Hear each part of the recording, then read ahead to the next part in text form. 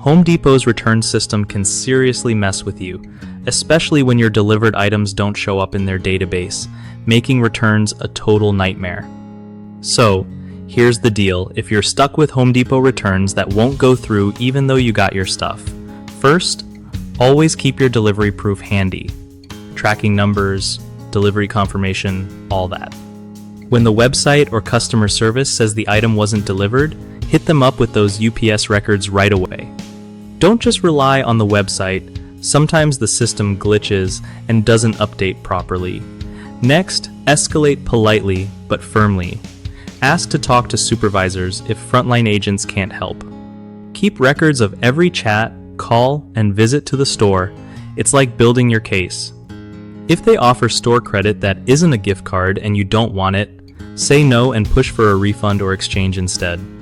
Writing a concise letter to their corporate office can also move things along, but don't wait until the last minute since it takes time. Lastly, if all else fails, social media posts tagging Home Depot often get quicker responses because nobody wants bad publicity.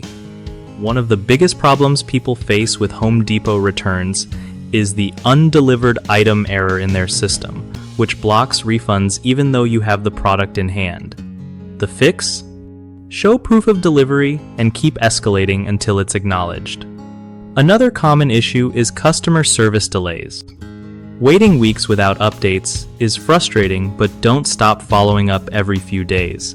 Persistence helps. Third, people often accept store credit that isn't what they originally wanted or asked for. If you want cash back or a proper refund, stand your ground and say no to unwanted credit offers until they do right by you. BigHomeProjects.com is a great spot for homeowners looking to find trusted local contractors without stress.